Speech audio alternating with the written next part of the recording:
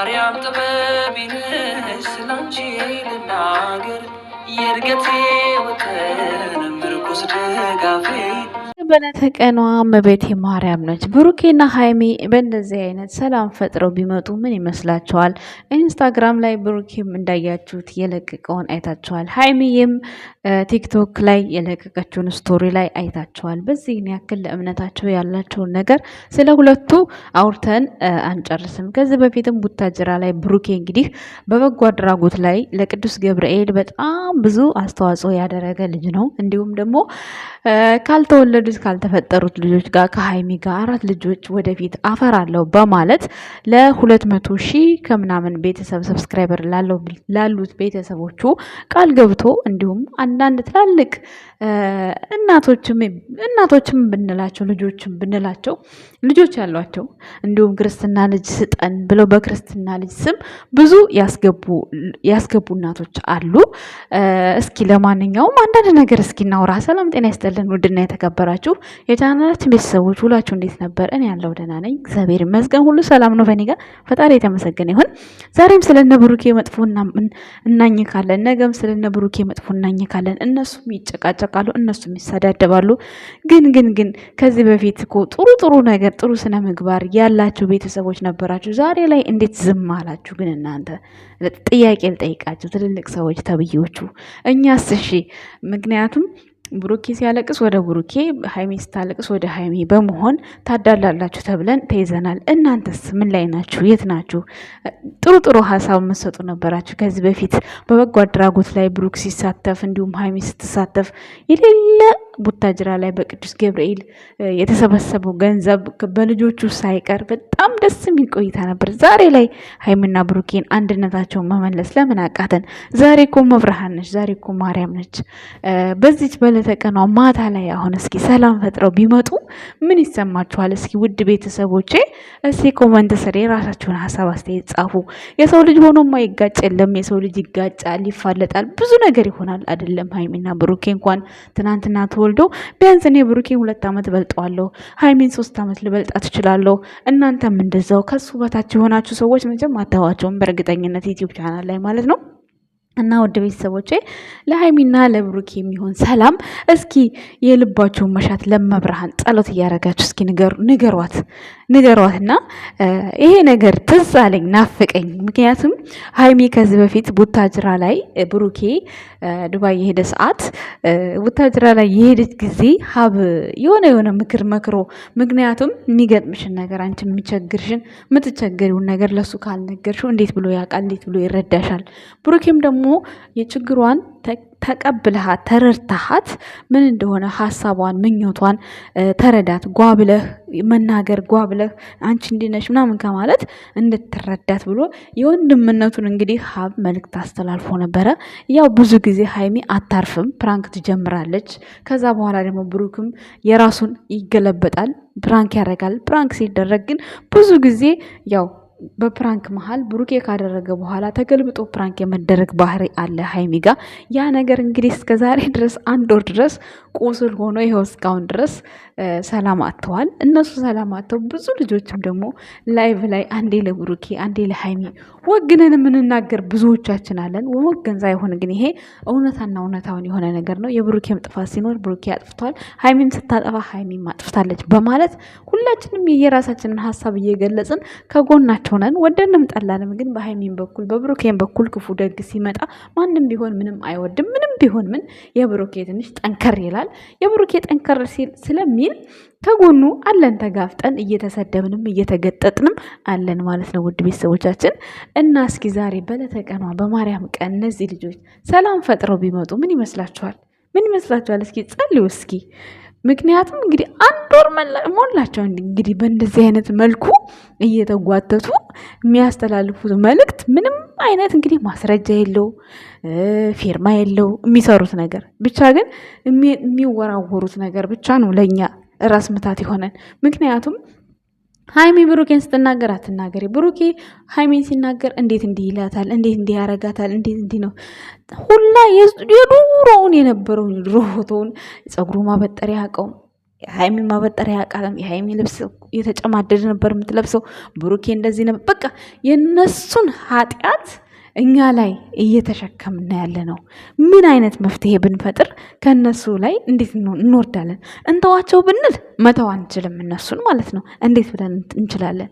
ወደዚህ ስታልፉ ወደዚያ ስታልፉ ቲክቶክ ሲገባ ብሩኬ እንዲህ ብሎ ወደዚያ ስኬድ ሃይሚ እንዲህ አርጋ እንዴት ብላቸው ያስችላችኋል? አያስችላችሁም። ስለዚህ አንድ የሚሆኑበትን ነገር እስኪ እንደው እመብርሃን ድንግል መቼስ እንደው እሷ ምንም የሚሳናት ነገር የለም። ሁል ጊዜ ከብሩክ ምላስ ላይ አትነጠልም። እመቤታችን ሁሌ ይጠራታል። ዛሬም ኢንስታግራም ላይ በሚገርም ሁኔታ ነው ፖስት ያደረገው። ሁል ጊዜም ያደርጋል ብሩኬ፣ ሁል ጊዜም ቤተክርስቲያን ይሄዳል።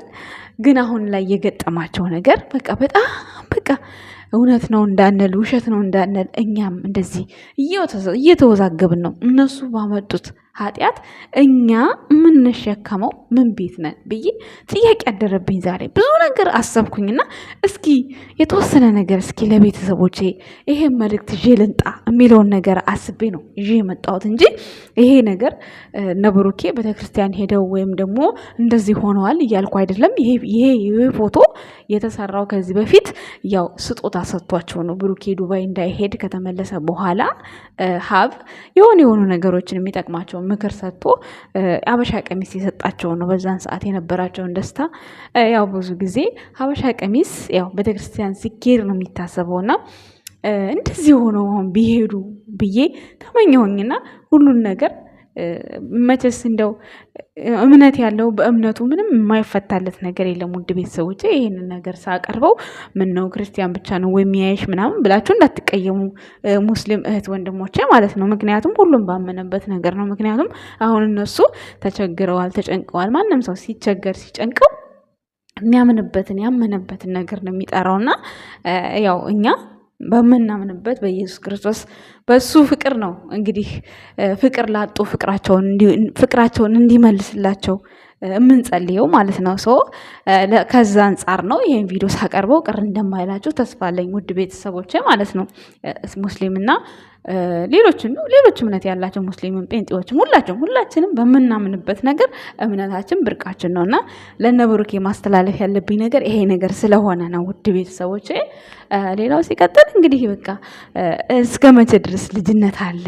ልጅነት እኮ የለም ካሁን በኋላ ትልቆች ናቸው እነሱ። ምንም ያክል እኛ ከነሱ 2 ዓመት 3 ዓመት ብንበልጣቸው የእድሜ ልዩነት ነው እንጂ እኮ የኑሮውን ውጣ ውረድ፣ የስራውን፣ የሰውን፣ የህዝቡን፣ የሀገሩን፣ የመንግስቱን የሁሉም ነገር ውጣ ውረዶቹን እያዩዋቸውና እያሳለፏቸው ነው አይደል እንዴ? አንድ ሰው ራሱ ሰርቶ ገንዘብ ማግኘት ከጀመረ ያንን ገንዘብ ይሄ ዛሬ ያገኘሁትን ገንዘብ ይሄን ማድረግ አለብኝ ብሎ ሂሳብ አውጥቶ የሚሰራ ከሆነ ነገ ምን መስራት እንዳለበት፣ ነገ ምን ሰርቶ እዛ ሰው ጋር መወደድ እንዳለበት አይዲያ መፍጠር አለባቸው እነዚህ ልጆች። ሁሉ ጊዜ ጭቅጭቅ፣ ሁሉ ጊዜ ስድብ ለሰው ልጅ እስከ መቼ ድረስ? ለእኛስ እንደው ለምንወዳቸው ኦዲየንሶቻቸው እስከ መቼ ነው እነሱ በሰሩ ኃጢአት እኛ ስለ እነሱ እያወራን የምንቀመጠው? እስከ መቼ ነው? አታውሩ፣ አለማውራት ትችላላችሁ ማለት አትችሉም። ሚዲያው ላይ እስካሉ ድረስ በጥሩ ነገር ተዋውቀናቸው በጥሩ ነገር አብረናቸው ቆይተን አሁን ክፉ ነገር ሲመጣ እነሱን ተው ማለት በጣም ነው የሚደብረው።